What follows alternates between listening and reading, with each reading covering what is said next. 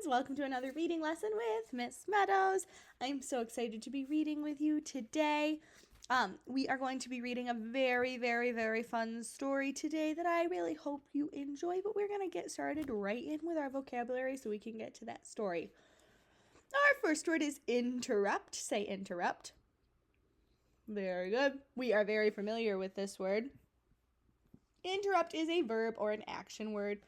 When you interrupt someone, you stop that person from talking. So this picture is our dad asks us to not interrupt when he's on a phone call. That means don't talk to him while he is trying to talk to someone on the phone. That rule also applies in Miss Meadows' room, that when I'm on the phone, we can't interrupt because it means I'm talking to another adult. Our next word is follow. Say follow. Very good. Follow is a verb or an action word. When you follow someone, you walk behind that person to go to the same place. So, for example, we follow our teacher back to the classroom after recess. The next word is involved. Say involved. Very good. Involved is a verb or an action word. If you are involved in something, you join in and feel strongly about it. So, Eric likes being involved in this probably 4th of July celebration. He's involved in it. The next word is supposed. Say supposed. Very good. Supposed is a verb or an action word. If you're supposed to do something, you should do it. So these friends are supposed to do many different things at home. Supposed. And the next word is relaxing. Say relaxing. Very good. Relaxing is a verb or an action word. When you are relaxing, you are resting. So, for example, after working in the yard, this dad is relaxing in his hammock. And Miss Meadows is actually, when she finishes recording this video, about to go relax in her hammock too. Relax after a long day. And then our next word is warn. Say warn.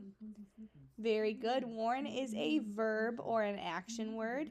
When you warn people, you let them know about danger. So this symbol is used to warn people that it is not safe to cross the street. So it warns them. It says, careful, it's not safe. And then they don't cross the street. That's our vocabulary for today. Kiss your brain. Is one of my favorite stories. I think you're really going to enjoy it. We're going to have some fun with this one. And at the end, you're going to get to unlock your gem choice board. Our stories today is called Interrupting Chicken by David Ezra Stein. It's one of my favorite stories. Raise your hand if you've ever read it. I bet some of you have read it before. Interrupting Chicken is a fantasy story. That means it has made up events that could not really happen. So we're going to look for animal characters that act like people. Short tales within the story. That means little tiny stories within the story. And a problem and a solution. Our purpose for reading is we're going to make pictures in our mind as we read. Words that tell how things look, sound, feel, taste, or smell. And words that are about feelings are going to help us create mental images. So as we're reading, if you need to take a second to close your eyes and imagine what you're reading, that might be a really good idea to help you create some mental images. But this is a really great story to help you create mental images because it is just so fun to listen to. Once again, our title is Interrupting Chicken. The author is David Ezra Stein, or the person who writes the words. And we have the Interrupting Chicken already on the cover is saying, this book is called Interrupting Chicken, right, Papa? And he says, yes, now please don't interrupt the story. I think he's probably going to interrupt the story. Let's see what happens. Right, listen and follow along. It was bedtime for the little red chicken. Okay, my little chicken, said Papa. Are you all ready to go to sleep? Yes, Papa, but you forgot something. What's that? Asked Papa. A bedtime story. All right, said Papa. I'll read one of your favorites. And of course, you are not going to interrupt the story tonight, are you? Oh, no, Papa, I'll be good. This story is called Hansel and Gretel. Hansel and Gretel were very hungry. Deep in the woods, they found a house made of candy. Nibble, nibble, nibble. They began to eat the house until the old woman who lived there came out and said, "What lovely children! Why don't you come inside?" They were just about to follow her when out jumped a little red chicken and she said, "Don't go in, she's a witch." So Hansel and Gretel didn't. The end. You guys, what did that chicken do? He interrupted the story. Papa couldn't even get to the end of the story because the interrupting chicken interrupted the story. Now we don't get to know the end because interrupting chicken changed the end of the story. That chicken. Let's see what happens next. You interrupted the story. Try not to get so involved. I'm sorry, Papa, but she really was a witch.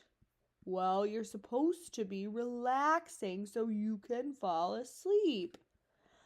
Let's try another story. I'll be good.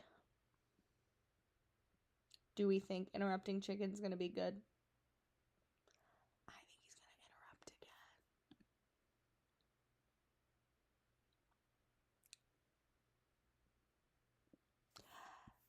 Little Red Riding Hood. Take this basket of goodies to Grandma, said Little Red Riding Hood's mother, but don't stray from the path. The woods are full of danger. Red Riding Hood skipped along through the deep woods. By and by, she met a wolf who wished her good morning. She was about to answer him when out jumped a little red chicken and she said, "Don't talk to strangers." So Little Red Riding Hood didn't. The end. Guys, he did it again. He interrupted the story and he ruined the story. Can you believe it?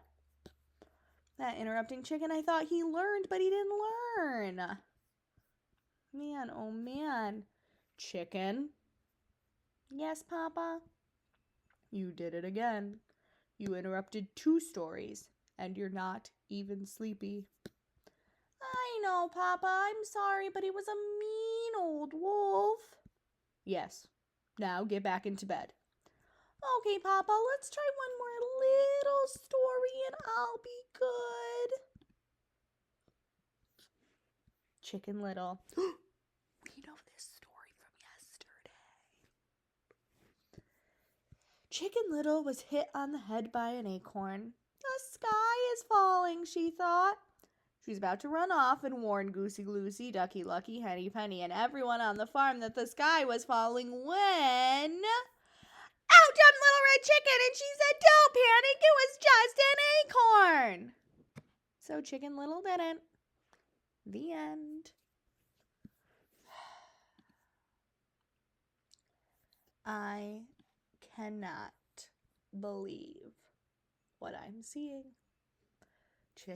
Interrupting Chicken said he was going to stop. But did he stop? No, he did not. Chicken? Yes, Papa? You did it again. Oh, Papa, I couldn't let that little chicken get all upset over an acorn. Please read one more story and I promise I'll fall asleep. But Chicken, said Papa, we are out of stories. Oh no, Papa, I can't go to sleep without a story. Then, said Papa, yawning, why don't you tell me a story? Me tell a story? Said the little red chicken. Okay, Papa, here we go.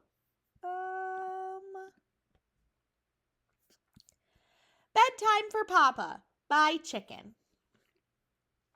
Once there was a little red chicken who put her papa to bed. She read him 100 stories. She even gave him warm milk, but nothing worked. He stayed wide awake all...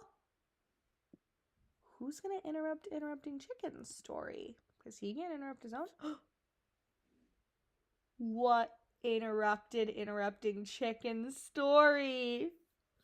Papa, he's sleeping. He fell asleep. He was so tired from reading all those stories. He fell asleep.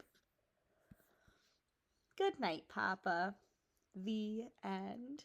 Oh, what a fun story that was. I really hope you enjoyed that story and that you were able to create some mental images in your head.